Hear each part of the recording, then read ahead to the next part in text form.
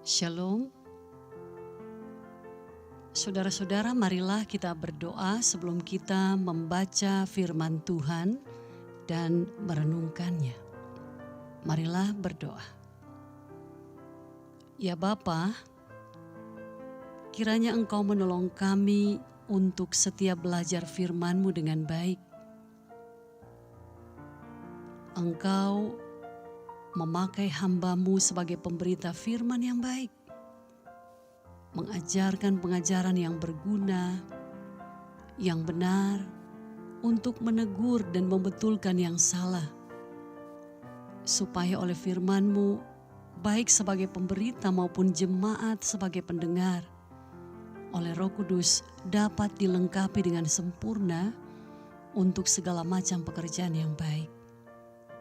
Dengan pertolongan Allah Roh Kudus kami berdoa kepada Bapa di dalam nama Yesus Kristus. Amin. Saudara-saudara, marilah kita membaca Kitab Mazmur pasalnya yang ke-34. Kitab Mazmur pasalnya yang ke-34. Dalam perlindungan Tuhan. Dari Daud, pada waktu ia pura-pura tidak waras pikirannya di depan Abimelek, sehingga ia diusir lalu pergi. Aku hendak memuji Tuhan pada segala waktu. Puji-pujian kepadanya tetap di dalam mulutku. Karena Tuhan jiwaku bermegah. Biarlah orang-orang yang rendah hati mendengarnya dan bersuka cita. Muliakanlah Tuhan bersama-sama dengan aku. Marilah kita bersama-sama memasyurkan namanya.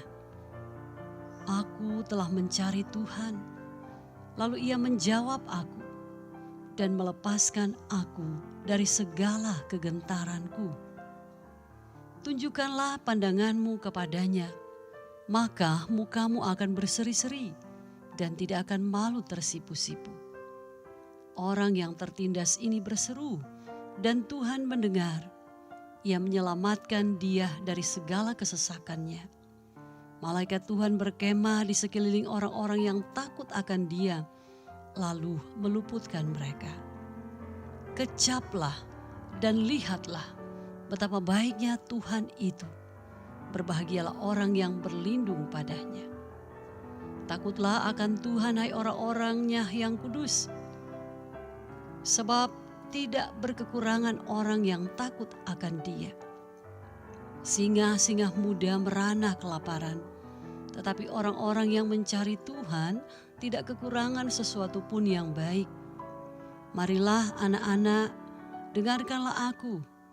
Takut akan Tuhan akan kuajarkan kepadamu. Siapakah orang yang menyukai hidup, yang mengingini umur panjang untuk menikmati yang baik? Jagalah lidahmu terhadap yang jahat dan bibirmu terhadap ucapan-ucapan yang menipu. Jauhilah yang jahat dan lakukanlah yang baik. Carilah perdamaian dan berusahalah mendapatkannya. Mata Tuhan tertuju kepada orang-orang benar dan telingahnya kepada teriak mereka minta tolong. Wajah Tuhan menentang orang-orang yang berbuat jahat untuk melenyapkan ingatan kepada mereka dari muka bumi. Apabila orang-orang benar itu berseru-seru, maka Tuhan mendengar dan melepaskan mereka dari segala kesesakannya. Tuhan itu dekat kepada orang-orang yang patah hati. Ia menyelamatkan orang-orang yang remuk jiwanya. Kemalangan orang benar banyak, tetapi Tuhan melepaskan dia dari semuanya itu. Ia melindungi segala tulangnya, tidak satu pun yang patah. Kemalangan akan mematikan orang fasik, dan siapa yang membenci orang benar akan menanggung hukuman. Tuhan membebaskan jiwa hamba-hambanya, dan semua orang yang berlindung padanya tidak akan menanggung hukuman. Saudara, soal rasa bukan rahasia lagi, atau soal rasa dijamin enak. Ini adalah penggalan kalimat yang biasanya terdapat dalam sebuah iklan yang mempromosikan produk makanan. Lalu para pelanggan menyerbu produk itu. Walaupun belum tentu saudara bahasa iklan semuanya dapat sesuai dengan kenyataan. Belum tentu benar. Saudara ajakan Daud untuk mengecap dan melihat kebaikan Tuhan melalui Mazmur ini bukanlah bahasa iklan atau sekedar lip service belaka. Melainkan karena Daud telah mengalaminya sendiri bagaimana kebaikan Tuhan di dalam hidupnya. Saudara, dalam Mazmur ini Daud memuliakan Tuhan Allah. Ia mengajak umat bergabung bersamanya, mendengar pengajaran dan turut mengalami kebaikan Tuhan. Kecaplah dan lihatlah betapa baiknya Tuhan. Saudara, Mazmur ini diserukan ketika Daud terbebas dari keadaan yang sangat terjepit dari kematian. Suatu keadaan yang tak mungkin lagi ada harapan untuk selamat dari musuhnya. Sebab itu dapat dikatakan bahwa ini adalah Mazmur kesaksian tentang pelarian yang dekat dari kematian. Tetapi Tuhan meluputkannya. Saudara, kisahnya dimulai dari sebuah kejadian memalukan dalam hidup Daud. Dia lari dari Raja Saul yang berusaha membunuhnya. Lalu kemudian seorang informan memberitahu Saul di mana Daud berada. Jadi dia harus melarikan diri lagi. Kali ini mungkin karena panik, Daud melarikan diri dari wilayah Israel dan pergi ke Akis, Raja Filistin di Gat. Memang agak aneh saudara, karena Gat adalah kampung halaman Goliat yang telah dibunuh oleh Daud. Dan Daud muncul di kota Goliat itu. Saudara, Daud tidak lama berada di Gat karena ternyata para pelayan raja akhirnya mengenalinya dan berkata, "Bukankah dia ini Daud, raja di negerinya? Dan bukankah untuk dialah para wanita waktu itu menari-nari sambil bernyanyi? Saul membunuh beribu-ribu musuh, tetapi Daud berpuluh-puluh ribu." Saudara, kata-kata itu mengganggu pikiran Daud. Dan ia menjadi sangat takut kepada Raja Akis. Sebab itu di depan umum Daud berpura-pura gila. Ketika mereka mencoba menahannya, Daud seolah-olah saudara kurang waras. Ia menggaruk-garuk pintu kota dan membiarkan air liurnya meleleh ke janggutnya. Lalu Raja Akis berkata kepada para pegawainya, "Apakah kamu tidak melihat bahwa orang itu gila? Mengapa kamu bawa dia kemari? Masih kurangkah orang tak waras di sekitarku? Sehingga engkau membawa seorang gila lagi ke rumahku ini?" Saudara, pernah ada kisah sebuah kerajaan diserang oleh para pasukan musuh secara tiba-tiba dan tidak diduga sebelumnya. Raja dan permaisuri dibunuh dalam penyerangan itu. Beruntung saudara, saat penyerbuan putri mereka satu-satunya sedang tidak berada di bangsal utama keraton. Ia sedang belajar di kamarnya yang terletak di dekat kamar pelayan pribadinya. Putri pun selamat dari peristiwa yang menewaskan kedua orang tuanya. Seorang pengawal pribadi raja, ia lari terbirit-birit dan memberitahu peristiwa kematian raja dan ratu kepada sang putri dan memintanya agar cepat-cepat menyamar dengan mengenakan pakaian anaknya lalu bersembunyi bersamanya. Agar identitas dirinya sebagai putri raja tetap tersamarkan, sang putri pun bersekongkol dengan abdinya tersebut. Dan langsung memutuskan bahwa putri akan berpura-pura menjadi putri seorang pegawai rendah kerajaan agar para musuh yang mulai menyelidiki tidak dapat menemukan dan menangkap si putri. Musuh pun saudara diperdaya dengan muslihat pengawal itu. Demikian selamatlah sang putri dari incaran para musuh yang akan membunuhnya. Akhirnya banyak petinggi kerajaan mengetahui saudara rahasia itu. Dan sama sekali tak ingin putri ini berlama-lama dalam penyamaran. Karena menurut mereka akan merugikan putri sendiri dan kerajaan itu. Mereka pun bersepakat untuk mengambil alih kerajaan dari tangan musuh. Dan akhirnya mereka menang, lalu saudara menjadikan putri itu sebagai pemimpin mereka. Saudara, banyak kali Tuhan menuntut kesabaran kita untuk menanti pertolongannya. Tetapi banyak orang telah cepat-cepat mengambil lebih dulu caranya sendiri. Karena mungkin menganggap sudah sangat genting, tidak perlu menunggu lagi. Ini sudah tidak ada waktu lagi. Lalu kemudian mengambil tindakan yang justru mengecewakan Tuhan. Saudara, menjadi orang yang kurang waras atau berpura-pura gila, melakukan tipu muslihat, mendustai, tipu daya, kelicikan, akal bulus, memperdaya, jebakan, akal busuk dan sebagainya, saudara, adalah rencana dan upaya tindakan-tindakan yang sebenarnya dapat merugikan diri sendiri dan meremehkan Tuhan. Tuhan tidak ingin ada anak-anaknya, saudara, yang menggunakan caranya sendiri dan kurang sabar menanti pertolongan Tuhan. Dan hal-hal itu adalah dosa. Sebab itu pertanyaan untuk kita, di saat kegentingan, apakah pertolongan Tuhan lebih lambat dan kurang ampuh? Dan apakah cara yang kita pilih itu lebih cepat dan ampuh? Saudara, inilah kesempatan bagi kita untuk kembali memahami bahwa Allah bukannya lebih mudah dijumpai saat senang. Melainkan Allah kita pun dapat kita jumpai di saat kita menderita dan terjepit di dalam bahaya. Allah yang sama itu hadir dan berada. Ia datang menolong orang yang berseru kepadanya. Sebab itu seharusnya lah saya dan saudara benar-benar mengalami Allah, merasakan dan melihat kebaikannya pun di masa-masa sulit. Saudara, Raja Akis jatuh karena tipu muslihat Daud. Tindakan Daud menjadi seperti orang gila tentu telah menghina Tuhan di depan orang-orang kafir ini. Tapi kemudian Daud menyadari kesalahannya, saudara. Ia menulis Mazmur ini.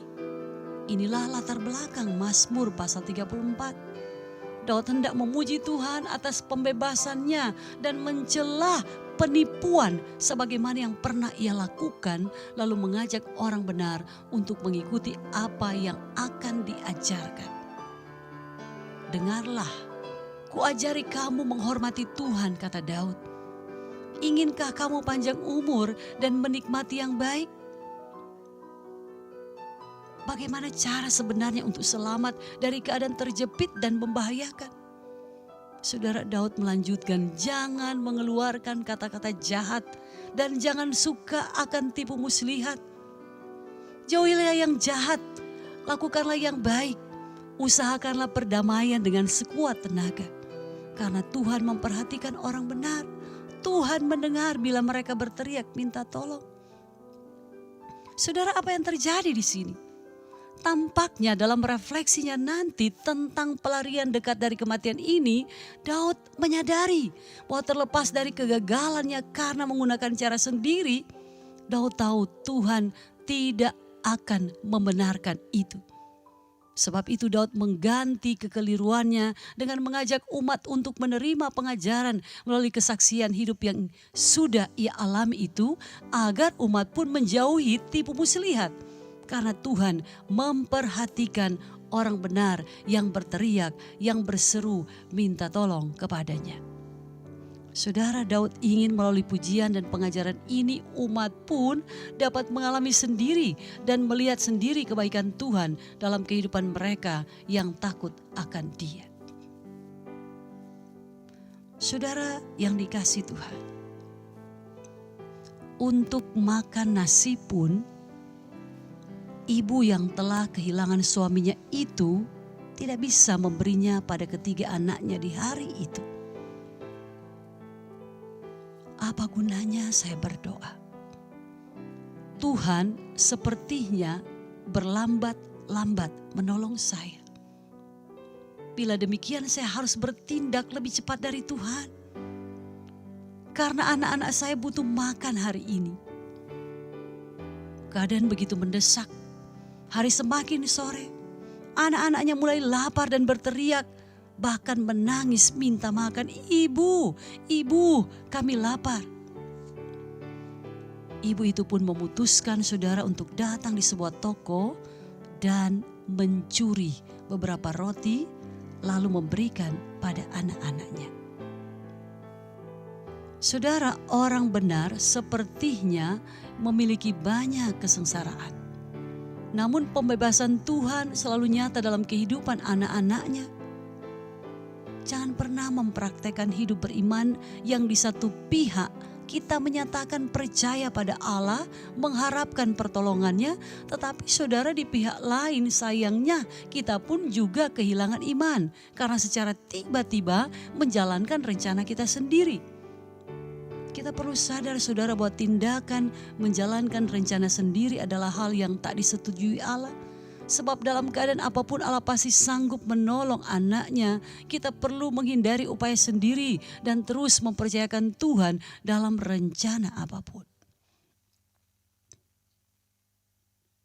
Saudara, Alexander White, seorang pendeta di Skotlandia pada hari itu, Minggu pagi yang gelap ketika cuaca dingin, basah, dan angin begitu kencangnya sampai orang takut datang ke gereja.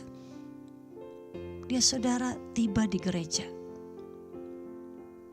Setelah ibadah dimulai, seorang berbisik pada pendeta itu dan berkata, "Saya yakin bahwa Pak Pendeta tidak dapat mengucap syukur kepada Allah untuk apapun juga pada hari seperti ini. Di luar, cuaca benar-benar sangat mengerikan." Saudara, pendeta itu memimpin kebaktian dengan berdoa begini, "Kami bersyukur kepadamu ya Allah, bahwa cuaca tidak akan selamanya seperti ini." Saudara, dapatkah saudara dan saya menghadapi situasi yang paling suram sekalipun, tetapi tetap menemukan sesuatu untuk disyukuri? Ingatlah bahwa penderitaan-penderitaan yang seolah-olah memenjarakan kita itu tidak akan membatasi karya Allah di dalam diri kita. Memang saudara akan ada banyak penderitaan, tetapi akan ada lebih banyak pembebasan yang datang dari Tuhan. Saudara, setelah Daud dibebaskan dari Raja Akis, di antara orang Filistin, Daud kemudian melarikan diri ke Gua Adulam. Saudara dapat membaca kisah ini di dalam 1 Samuel pasal 22. Di sana saudara dapat menemukan informasi. Ketika saudara-saudara Daud dan seluruh keluarganya mendengar hal itu, pergilah mereka ke sana mendapatkan dia. Berhimpunlah juga kepadanya setiap orang yang dalam kesukaran. Setiap orang yang dikejar-kejar tukang piutang, setiap orang yang sakit hati, mereka menemui Daud saudara. Dan bersama-sama dengan dia ada kira-kira 400 orang. Saudara, dalam kesempatan itu Daud pun berbagi pengalaman imannya kepada mereka bagaimana mengalami kebaikan Tuhan dari maut. Meskipun Daud adalah seorang raja dan prajurit yang tangguh dan jago berperang, cakap bermain kecapi, tetapi saudara, di sana dia tidak mengajar trik cara menjadi raja yang bijak atau jago berperang, tetapi ia ajarkan bagaimana hidup takut akan Tuhan. Inilah saudara pelajaran yang sangat berarti dari pelajaran apapun di dunia ini, takut akan Tuhan. Takutlah akan Tuhan, hai orang-orangnya yang kudus, sebab tidak berkekurangan orang yang takut akan Dia. Ayat 10. Saudara, Daud tahu apapun skill yang ia miliki tanpa hidup takut Tuhan, semuanya sia-sia. Sehebat apapun saudara ia, bila ia tidak takut akan Tuhan, maka semuanya menjadi tidak berguna dan sia-sia. Saudara, orang yang takut akan Tuhan akan mengalami kebaikannya. Daud menulis saudara, ayat 8, kecaplah dan lihatlah betapa baiknya Tuhan. Saudara, kata kecaplah dalam bahasa Ibrani ta'am, artinya merasakan. Sedangkan kata lihatlah Ibraninya ra'ah, artinya memperhatikan atau memeriksa. Jadi yang perlu dirasakan dan diperhatikan adalah apa saudara? Kebaikan Tuhan. Sekali lagi saudara, yang perlu dirasakan dan diperhatikan adalah kebaikan Tuhan. Saudara, satu kali seorang anak merengek-rengek dan berkata, "Bu, Ibu, saya tidak mau makan." Sambil menangis, anak itu berteriak-teriak pada ibunya bahwa ia tidak akan makan karena ibunya memberi dia makanan bukan makanan yang dia minta. Saudara, lalu ibunya mendekati anak itu dan berkata, "Nak, ini perkedel kentang kesukaan kamu. Ibu membuatnya untuk kamu, tetapi kali ini dengan bentuk yang lain. Coba dulu kamu rasa, pasti kamu akan mengerti bahwa ini benar-benar perkedel kentang kesukaanmu. Ayo dicoba." Saudara, dengan kecapan dan penglihatan kita mengalami dan merasakan kepuasan. Orang yang tidak mengecap dan melihat kebaikan Tuhan tidak akan pernah saudara mengalami kepuasan atas kebaikannya. Kristus telah mengubah status orang yang tidak benar menjadi orang benar melalui penderitaan, kematian dan kebangkitannya saudara. Melalui pengajarannya Yesus Kristus ingin para muridnya atau pengikutnya termasuk saya dan saudara menikmati kebaikan Tuhan itu. Karena itulah saudara, Yesus pernah berkata, tak seorang pun yang baik selain daripada Allah saja. Seorang akan menikmati kebaikan hanya di dalam Allah. Saudara, selama kita hidup akan ada kesengsaraan bagi orang-orang beriman. Tetapi akan lebih banyak pembebasan yang akan dilakukan Allah kepada orang-orang yang takut akan Dia, yang berseru kepadanya, yang berteriak minta tolong kepadanya, yang menanti dengan sabar jawaban atas doa-doanya supaya anak-anak Tuhan mengalami berkat kebaikan dari Tuhan. Ketika kita mengecap kebaikan Tuhan, kita akan mengerti saudara, kita akan melihat bahwa janji Tuhan adalah selalu dijaminkan bagi anak-anaknya. Sehingga saudara dan saya mampu menjadi kuat dalam keadaan terhimpit sekalipun. Mungkin masalah di depan kita yang menghadang bisa sebesar gunung. Tetapi saudara jangan terpaku pada kesulitan yang ada. Melainkan paling penting, pandanglah kepada Tuhan yang tak pernah melepaskan tangannya untuk menolong kita. Nikmati dan mengerti kebaikan Allah sebagai aroma dan pemanis. Kiranya saudara, kebaikan Allah selalu dikecap-kecap seperti madu dalam mulut kita. Nyanyikanlah pujian untuk Tuhan dan saksikanlah pertolongan Kristus dalam hidup saudara. Yang dapat diharapkan Tuhan akan memberikan semangat kepada semua orang percaya yang tertindas untuk percaya bahwa mereka juga dapat mengalami kebaikan Tuhan. Saudara, Nahum 1 ayat 7 berkata, Tuhan itu baik. Ia adalah tempat pengungsian pada waktu kesusahan. Ia mengenal orang-orang yang berlindung kepadanya. Terpujilah Kristus. Amin.